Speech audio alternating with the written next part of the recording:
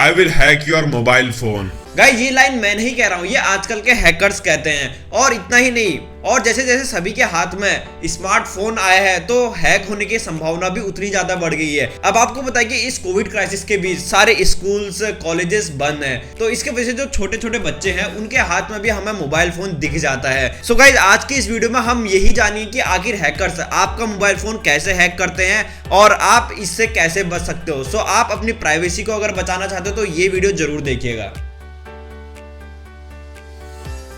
Guys हम RSA का अगर डेटा उठाकर देखें तो आज की डेट में 70% फ्रॉड मोबाइल हैकिंग से ही किए जाते हैं, क्योंकि आप एक बार किसी भी मोबाइल फोन की सिस्टम में घुस जाते हैं तो उस यूजर को ये पता भी नहीं चलता कि उनका फोन हैक हो चुका है। तो इस वजह से हैकर्स के लिए आपके मोबाइल फोन का जितना भी डेटा है, आपके अकाउंट की जितनी भी ट्रांजेक्शन है, वो सारे की सारी उन हैकर्स के पास चली जाती है। तो सबसे पहला पॉइंट ये कि अगर आप अपने स्मार्टफोन में कुछ भी चीज डाउनलोड कर रहे हैं तो सबसे पहले आपको उसके सोर्स का पता होना चाहिए। तो ऐसा नहीं कि आप किसी थर्ड पार्टी के सोर्स से आप वो डाउनलोड कर रहे हैं, तो इस वजह से आपके फोन में जो भी मालवेयर्स होते हैं यानी वायरसेस आ सकते हैं, जिसके वजह से आपका मोबाइल फोन हैक हो सकता है। और इतना ही नहीं, आपको ये भी ध्यान रखना है कि जैसे आज की डेट में हम प्ले स्टोर से ऐप डाउनलोड करते हैं, तो प्ले स्टोर से ऐप डाउनलोड करने पर भी काफी सारे फ्रॉड देखे गए हैं, क्योंकि प्ले स्टोर में भी काफी सारे फ्रॉड ऐप हमें देखने को मिल जाते हैं। अब आप जैसे ही इन्हें डाउनलोड करते हैं तो ये सॉफ्टवेयर आपके सिस्टम में घुस जाते हैं और आपका पूरा सिस्टम समझकर आपका पूरा डेटा चोर लेते हैं। तो गाइस इससे बचने का तरीका ये है कि अगर आप डाउनलोडिंग से बचना चाहते हैं, मतलब किसी भी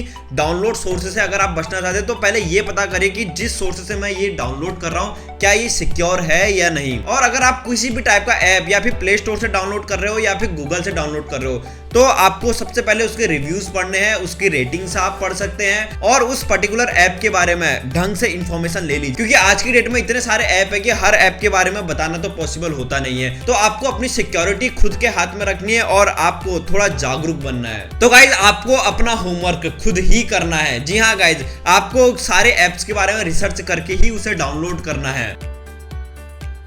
अब गाइस यहाँ पर सेकंड चीज हमें ये देखने को मिलती है कि जैसे ही आप कोई ऐप डाउनलोड करते हो तो वो ऐप आपसे काफी सारी परमिशंस मांगता है, जिसमें नो डाउट इंडिया के 90% लोग सीधा अलाउ पे क्लिक करते जाते हैं। पर यहाँ पर हमें ये याद रखना है कि अगर हम कोई भी सॉफ्टवेयर, कोई भी ऐप डाउनलोड कर रहे हैं, अगर उसने किसी कैमरा की परमिशन मांगी है या कॉन्टैक्ट की परमिशन मांगी है, तो आपको ये पता होना चाहिए कि ये कैमरा की परमिशन क्यों मांग रहा है, मतलब इसका हमारे कैमरा से इस गेम में या किसी भी सॉफ्टवेयर में इसका क्या यूज है। और आपको जितने भी वो परमिशन देने के लिए कहता है तो आपको हर एक को ध्यान से पढ़ना है और उसके हिसाब से ही आपको अलाउ और डिनाई करना है। गाइस थर्ड चीज सबसे ज्यादा हमें देखने को मिलती है वो है पब्लिक वाईफाई। जी हाँ गाइस, अगर हम यहाँ पर भी डेटा उठाकर देखें तो 40% जो हैकिंग होती है मोबाइल फोन की वो वाईफाई के थ्रू ही होती है। तो आपको किसी भी तरीके से पब्लिक वाईफाई से बचना है गाइस। अब ऐसा नहीं कि आप कहीं पर भी जा रहे हो तो आप किसी का भी पब्लिक वाईफाई यूज करने लग गए हो। अब गाइस मैं आपको बताता हूँ कि आखिर इसके पीछे का लॉजिक क्या है। अब यहाँ पर ऐसा होता है कि जैसे रेलवे स्टेशन से होते हैं, बस स्टेशन से होते हैं, वहां पर अगर वाईफाई लगा है तो मोस्ट लोग वाईफाई के चक्कर में वहां पर रुकते हैं और वहां पर बैठते हैं। तो इसी टाइम पे हैकर्स क्या करते हैं, तो हैकर भी अपना एक फेक नेटवर्क वहां पर बना देते हैं। अब यहाँ पर मैं एग्जांपल के तौर पे ये लेना चाहूंगा कि जैसे आप किसी प्लेस में बैठे हो या किसी रेलवे स्टेशन में बैठे हो और उसके वाईफाई का नाम रेलवे करके है, तो हैकर्स अपना एक अलग वाईफाई सिस्टम क्रिएट करेगा और उसका नाम भी रेलवे ही रखेगा। अब आपको लगेगा कि ये तो रेलवे का ऑफिशियल वाईफाई है, पर वो हैकर्स का ऑफिशियल वाईफाई होता है। तो यहाँ पर फ्री के वाईफाई के लालच में मत पड़िए, क्योंकि आपकी सेफ्टी के लिए बहुत ही ज्यादा इंपॉर्टेंट है। अब आपको अगर वाईफाई यूज करना ही है तो आप अपने फोन में एक अच्छा वीपीएन डाउनलोड कर सकते हैं, जिससे हैकर्स आपके फोन के सिस्टम में नहीं घुस पाएगा। पर यहाँ पर मैं आपको सस्ता और आसान तरीका बताना चाहूंगा, तो आप पब्लिक वाईफाई का यूज करिए ही मत।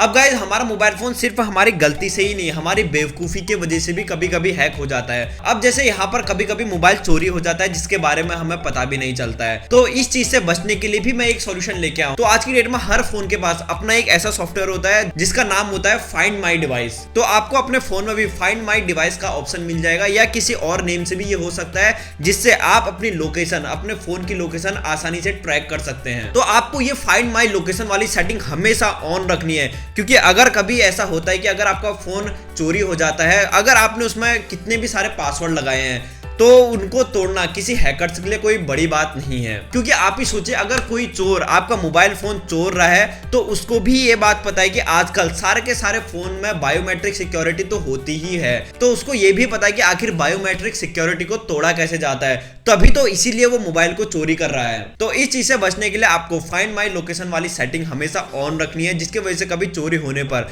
आप अपना मोबाइल फोन दूसरे फोन के थ्रू उसको ट्रैक कर सकते। अब गाइस, यहाँ पर एक बहुत ही ज्यादा इंपॉर्टेंट पॉइंट है। अगर कभी ऐसा होता है कि आपका मोबाइल फोन चोरी हो जाता है और मान लीजिए आपने उसमें ये फाइंड माई लोकेशन वाली डिवाइस ऑन भी नहीं की है, तब ये तो मुझे पता है कि आपको अपने फोन से ज्यादा आपके ट्रांजैक्शन की फिक्र होती है, क्योंकि आपके उस फोन में सारे के सारे ऑनलाइन ट्रांजैक्शन हो ही रहते हैं और सारे के सारे यूपीआई ऐप भी आपके उस फोन में रहते हैं। तो मैं ये नहीं कह रहा हूं कि वो आसानी से उनको तोड़ सकते हैं, पर कभी कभी ऐसा देखा भी गया है कि जिसका मोबाइल फोन चोरी हुआ है उसका अकाउंट भी इजीली से हैक कर लिया गया है। तो गाइस, ये जो फाइंड माई लोकेशन डिवाइस है ये आपको यूपीआई से भी बचाएगा, क्योंकि उसको हैक करने के लिए उनको थोड़ा टाइम लगता है, जिसके वजह से आप अगर पुलिस में एक कंप्लेन भी करते हैं तो आप काफी जल्दी अपने फोन को ढूंढ सकते हैं।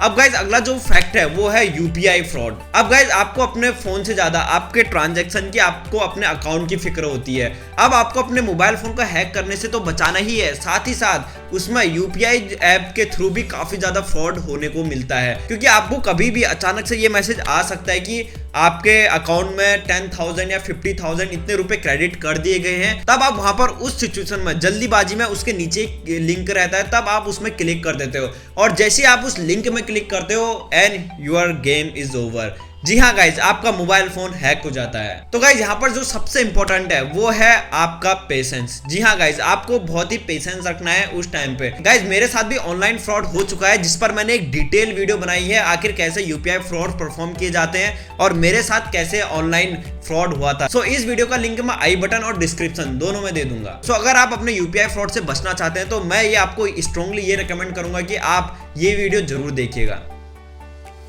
अब गाइस, नेक्स्ट सबसे इंपॉर्टेंट चीज, अगला हैकिंग जो हमें देखने को मिलता है वो है किसी लिंक के थ्रू। आपको वो लिंक एक मैसेज के थ्रू प्रोवाइड किया जाता है, जिस पर आपको एक अलग अलग तरीके का लिंक आपको दिया जाता है, मतलब आपको या फिर लालच दिया जा सकता है या फिर कुछ भी आपको दिया जा सकता है। तो जैसे आप उस लिंक में क्लिक करते हो तो आपका मोबाइल फोन हैक हो जाता है। तो ये हैकर्स का सबसे कॉमन तरीका होता है आपका मोबाइल फोन हैक करने का। तो जैसे ही आपको किसी मैसेज के थ्रू ऐसा लिंक मिलता है तो सबसे पहले उसको बहुत ही ध्यान से देखिए, और अगर आपको वो वैलिड लगता है, मतलब आपको अगर लगता है कि नहीं ये तो ऑफिशियल ही है, तब आप उसमें क्लिक करिए, नहीं तो आप 1% भी डाउट होने पर उसकी पहले रिसर्च जरूर करिएगा। अब गाइस, जो लास्ट सबसे इंपॉर्टेंट पॉइंट है वो है कि आपको हमेशा अपने फोन को अपडेट रखना है। जी हाँ गाइस, अगर आपके फोन में सिक्योरिटी अपडेट, सिस्टम अपडेट आता है तो आपको उसे जल्द से जल्द अपडेट कर लेना है, क्योंकि ये आपकी सिक्योरिटी के लिए काफी जरूरी होता है। सो गाइस, अगर आप ये सारी टिप्स फॉलो करते हैं तो आपका मोबाइल फोन हैक होने की संभावनाएं काफी कम होती हैं। तो गाइज, आप इन पॉइंट को हमेशा याद रखिएगा। सो मिलते हैं ऐसे कुछ इंटरेस्टिंग टॉपिक के साथ, तब तक के लिए थैंक यू सो मच।